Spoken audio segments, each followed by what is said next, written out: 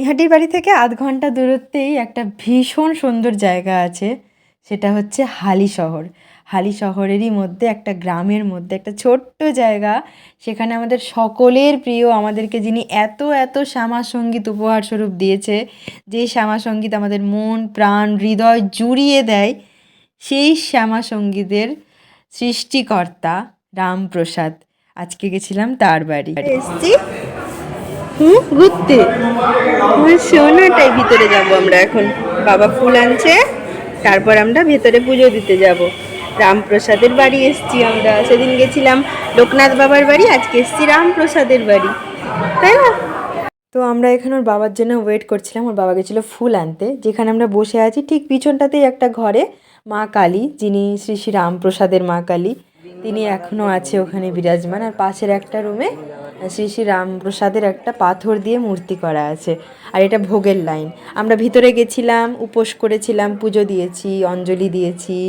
মানে ভিতরে তো ক্যামেরা অ্যালাউ নেই। ছোট্ট একটা মা আছে, একদম খুব সুন্দর, মানে এত ভালো লাগছিল মাটাকে দেখতে, বেনারসি পরে, গয়না পরে, এত ভালো লাগছিল।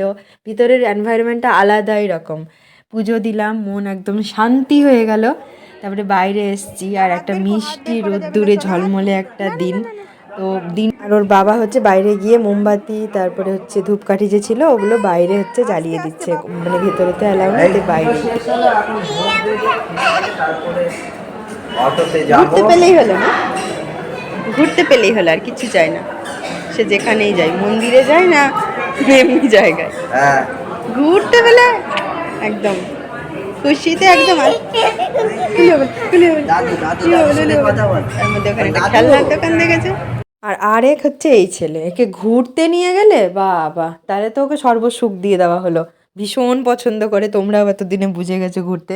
যেমনটা আমি আর ওর পাপা, আমাদের থেকে 10 ডবল বেশি হয়েছে। ও প্রচণ্ড ভালোবাসে, ওকে নিয়ে রোজ একটু না একটু বেরোতে হয়। আর নৈহাটি গিয়ে এবার প্রত্যেক দিন আমরা ঘুরতে বেরিয়েছি, সে যেখানে স্টেশন যেতে হয়েছে তাও রাজি। স্টেশনে গিয়ে ওকে বসে থেকেছি 1 ঘন্টা। আর এখানে এসে তো ওর সোনাই সোহাগা, ও দেখে নিয়েছে একটা বিশাল বড় খেলনার দোকান, সেখান থেকে ওর প্রত্যেকটা খেলনা নেবে। বলছি এটা নিবি, না এটা নেবে, আবার বলছি এটা নিবি, না এটা নেবে। যাক, ওর বাবার সাথে লেগে আছে, ও কিনে দিগ্গা। আমি চলে এসেছি, এখানে একটা পুকুর করা আছে, জানি না এই পুকুরটা কেন বা কবে কার, কিছুই জানি না বৃত্তান্ত।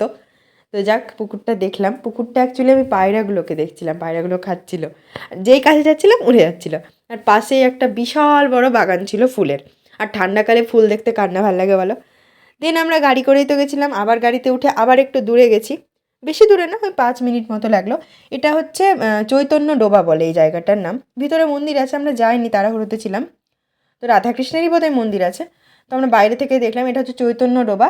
ওই শ্রী চৈতন্য একবার, শ্রী চৈতন্য মহাপ্রভু নৈহাটিতে মানে হালিশহরে একবার এসেছিলো। তো ওই ডোবাটাতে, মানে ওই পুকুরটাতে হাত পা ধুয়েছিল, তাই সেই থেকে নাম হয়েছে চৈতন্য ডোবা। ওটা দর্শন করলাম। তারপরে গেলাম,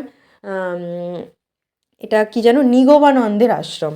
এটা হালিশহরের, এটাও বিশাল ফেমাস হয়েছে এই আশ্রমটা। সরস্বত দেবের কি নিগমানন্দ, আমি না এনার সম্বন্ধে অতটা কিছু জানি না।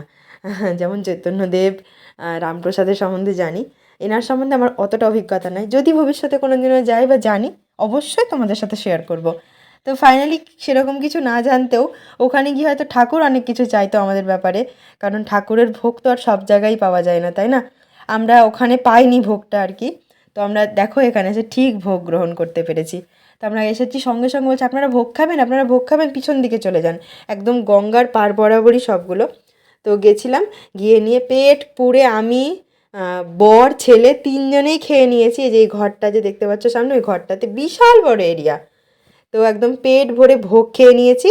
আর এবার আমরা এখান থেকে বেরিয়ে যাব। যাওয়ার পথে ওই রামপ্রসাদের ঘাটটা পড়বে, মানে যেই ঘাটটাতে রামপ্রসাদ ডেইলি চান করতো আর কি, গঙ্গায়। তো সেই ঘাটটাতে ফেরার সময় প্ল্যান ছিল যে নামবো।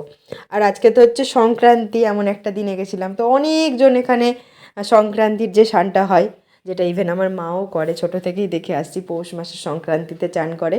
তো বিয়ের পর থেকে আমার একবারও হয় না, বিয়ের আগে প্রত্যেক বছরই হতো। তো এখন হয় না। আর এখন আরও ছোটো আছে বলে গঙ্গা চান একদমই করতে পারি না, কারণ আরও, বললাম তো আমার ঠান্ডা লাগবে, মানে আরুরও ঠান্ডা লেগে যাবে। তো রিসেন্ট প্ল্যান আছে একদিন গঙ্গা স্নান করবো খুব ভালোভাবে, দেখা যাক, সামনেই তো বাড়ির পুজো, করতে পারি কালী পুজোয়। তো গঙ্গার ঘাটটা তো দেখতেই পাচ্ছ, একটু জলটা স্পর্শ না করলে হয়? শ্রী শ্রী রামপ্রসাদ এখানে স্নান করেছে, তো আমরা কারা? তাই একটু জলটা নিয়ে তো একটু গায়ে ঠেকাতেই হতো, তাই ঠেকালাম আর একটু ছেলেকে বরকেও ভালো করে দিয়ে দিলাম। আর গঙ্গার ধারে না একটা, গঙ্গার ধার মানে একটা আছে না, স্নিগ্ধ সমীর জীবন জুড়াইলে, এরকম একটা কিছু আছে, আমার মনে পড়ছে না। তো সত্যি গঙ্গার ধারে তুমি দিনে যদি 100 বারও যাও না, যেই ফিলিংসটা হবে ওটা মানে বারবার রিপিট হয়, এত ভালো লাগে। বাড়ি এসেছিলাম, রেস্ট টেস্ট নিয়ে নিয়েছি, পিঠা পুলি আজকে অনেক কিছু হয়েছে, সব কিছু তোমাদের সাথে পরে হয়তো শেয়ার করব কী কী হয়েছিল পিঠেতে, অনেক কিছু। আর শাশুড়ি মায়ের আজকে জন্মদিন ছিল, তো একটা ছোট্ট কেক কাটিং করে শেষ করলাম।